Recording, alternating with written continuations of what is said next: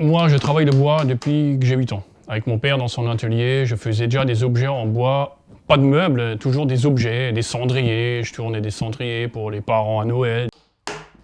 Une passion pour le travail du bois qui ne l'a jamais quitté. Seuls les objets créés ont changé. Pendant très longtemps, j'ai fait des haut-parleurs en bois aussi.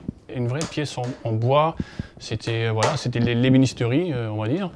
Et puis après, il y a 20 ans, j'avais envie de faire quelque chose d'autre avec ce morceau de bois. Et voilà, je me suis dit, tiens, je vais une fois faire un personnage. Alors j'ai fait mon premier personnage et c'était moi, hein, voilà, avec des habits, avec une coupe de cheveux, avec tout ça.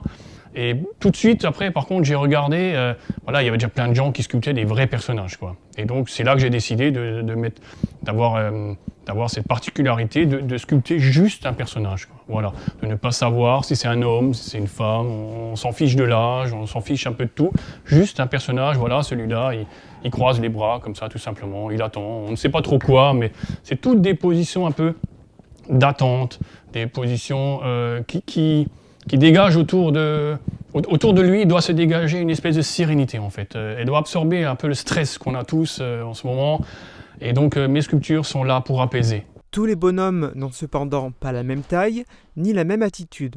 Je travaille les positions, donc c'est une sculpture toujours d'une seule pièce. Ce personnage il est sculpté dans ce plot. Et ainsi, en fait, le présentoir, il va déjà avec ma sculpture.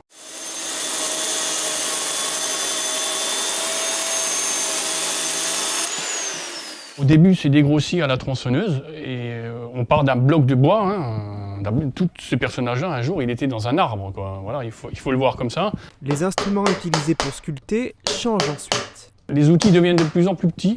Voilà. Au début, c'est la tronçonneuse. Après, c'est des gros ciseaux à bois ou d'autres machines encore pour couper, des scies, des choses. Et on termine avec un tout petit ciseau à bois pour faire les derniers détails. À la question « Combien de temps vous faut-il pour sculpter un bonhomme ?», Jacques Seignère a deux réponses. La première, 20 ans pour développer ce concept et atteindre cette maîtrise technique. La deuxième, plus terre à terre, entre 2 et 3 semaines.